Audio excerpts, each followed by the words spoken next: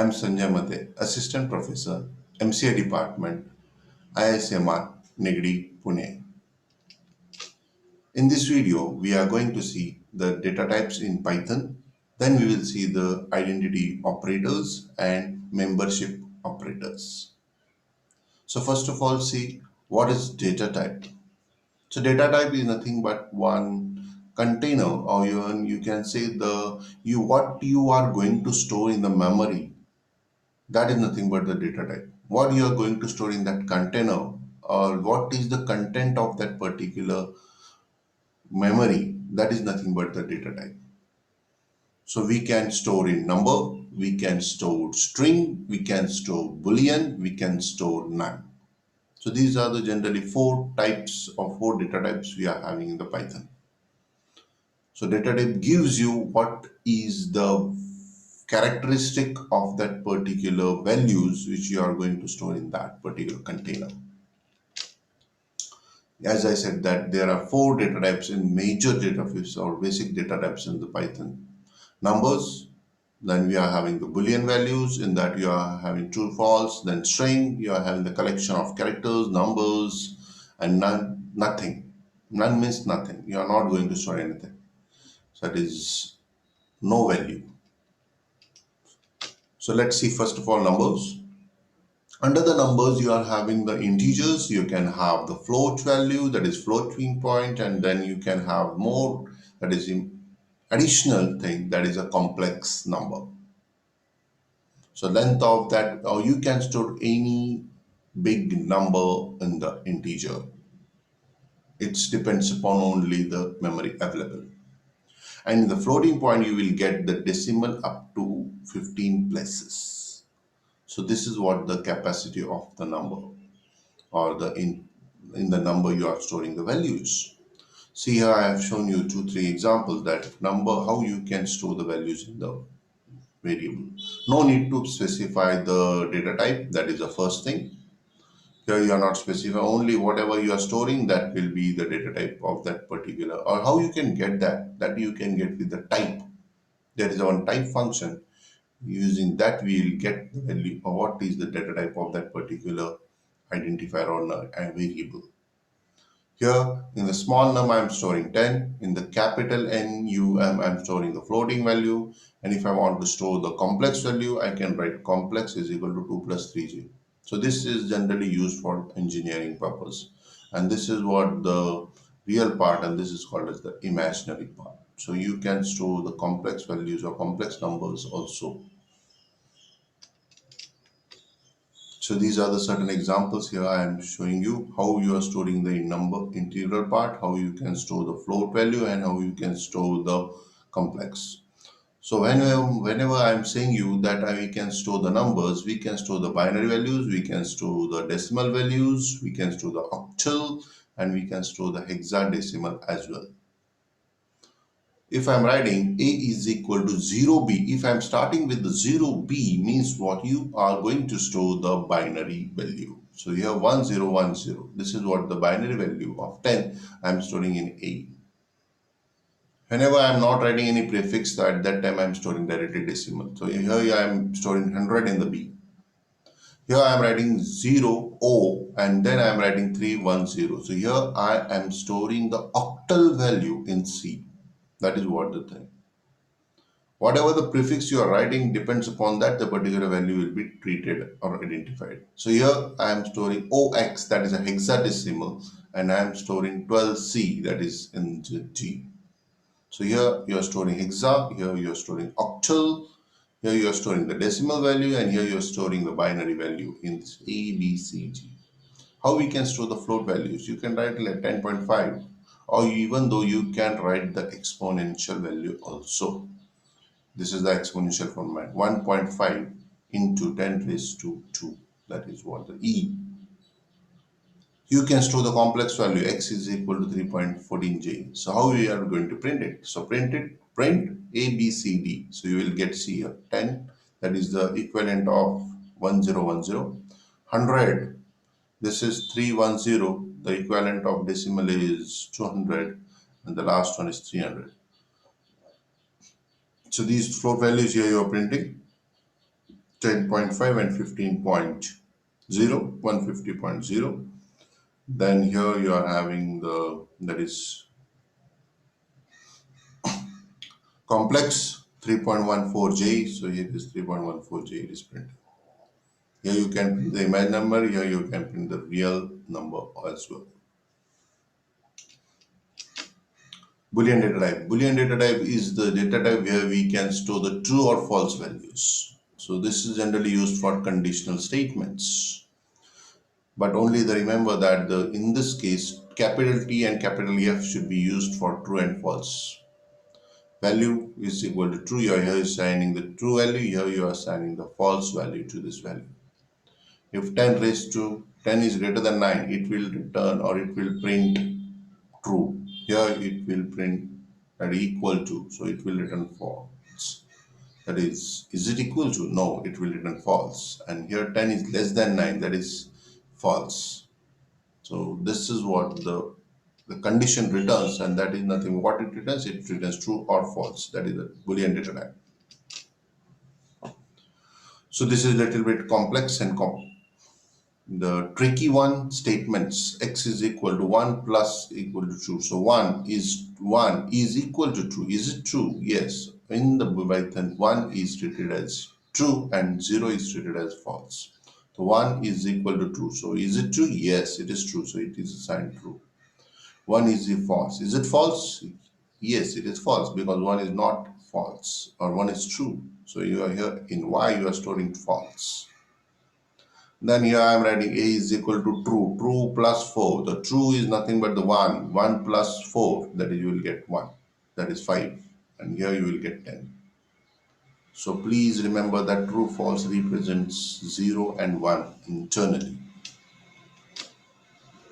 So this is the condition I want to show here. Here we are going to see if condition, but here b is greater than a. So here I want to write, or I want to show you how the comparison is done. This is, and you will get the result.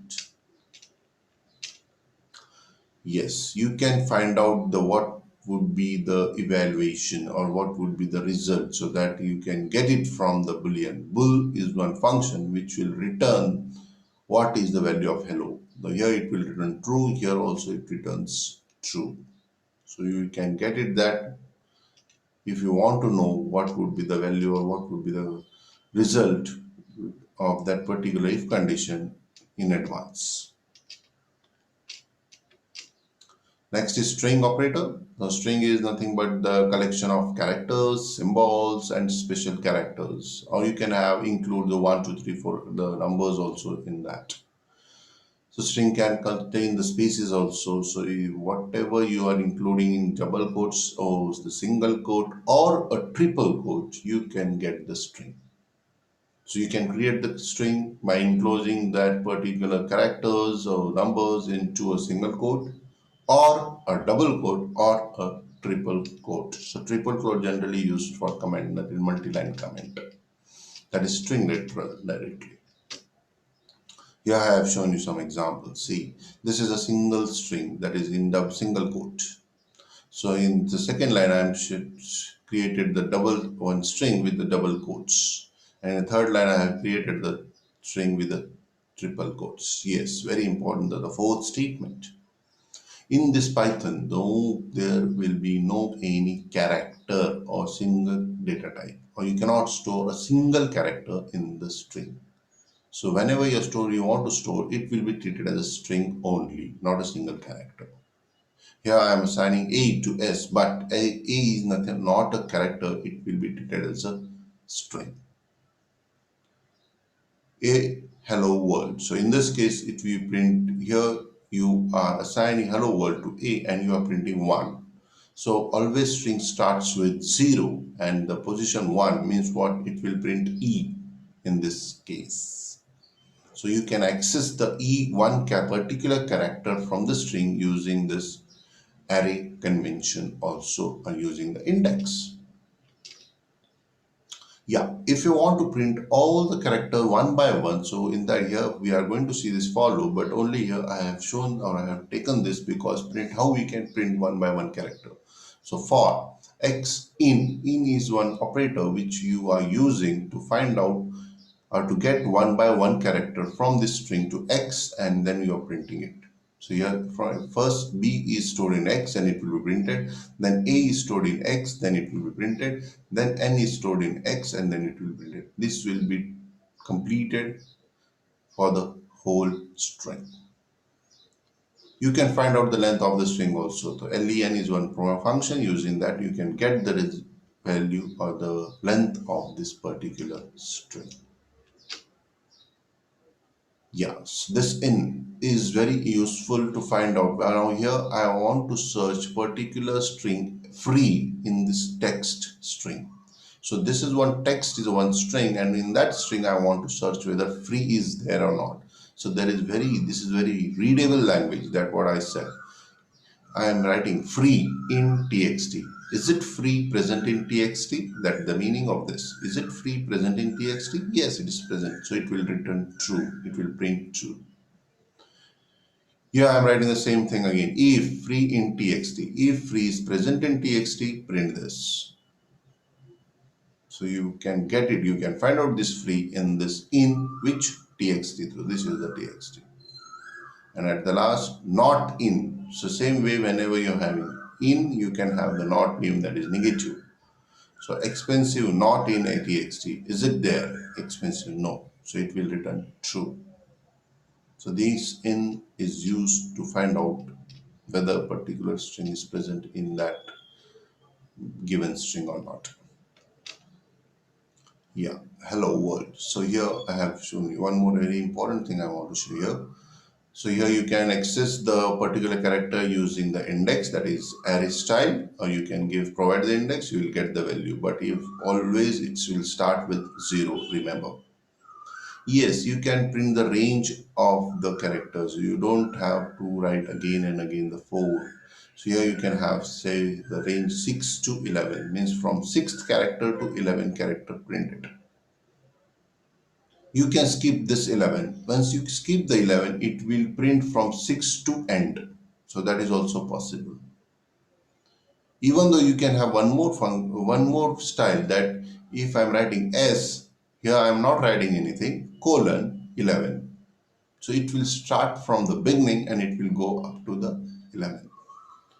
So you can have first option or second option or both optional also. So if you are right, but from these two there should be one compulsory.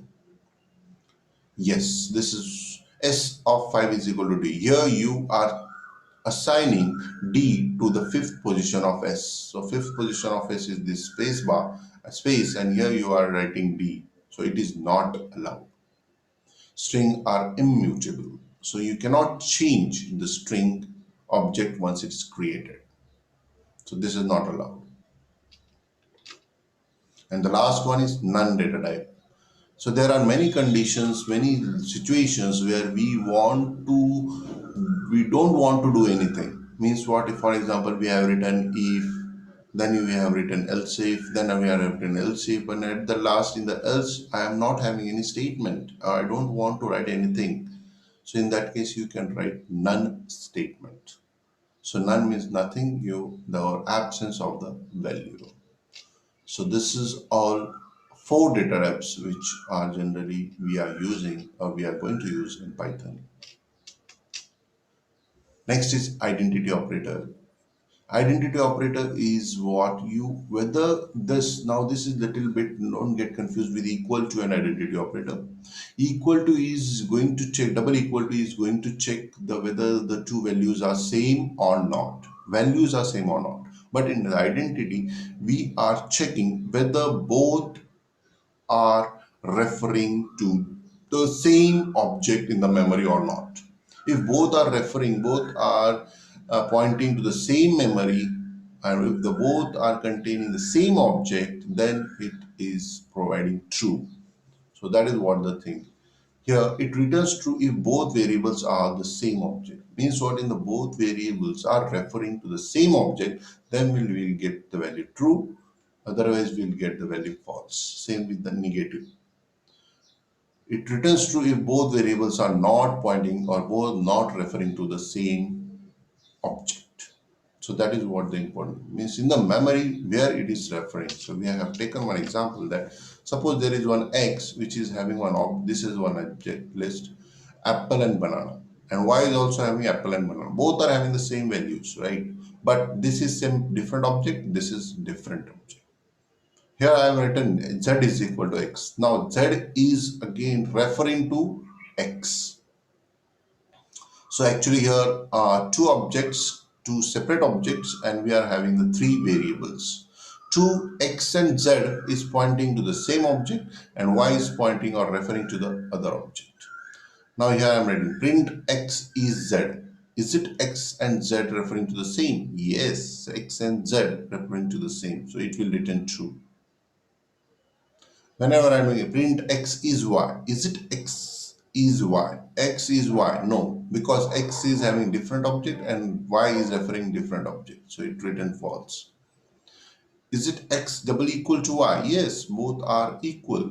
Contents are equal. So you will get the result true. Only the thing is that whether it is pointing, whether they are referring to the same object or not, for that we are going to use this is. In operator, just we have already seen in operator. In operator, we are using for searching or finding the sequence with the specified value in the present object. So that in and not in, again it returns true if the sequence with the specified value is not present in the object. So we have seen this in the string. If you want to find, we want to search any string in the particular big string, so in that case we can use in. Now this is X, apple and banana. Whether banana is present in X or not, I want to check. So here I am writing banana in X. If banana is present in X, it will return true. Otherwise, it will return false. Pineapple not in. So is it pineapple not in this X? No. So it will return true. So in and not in, these are very human readable and it will be understandable. Once we read the statement, we will directly understood what is it means. Thank you. Thank you very much. In the next video, we are going to see the input and output operations.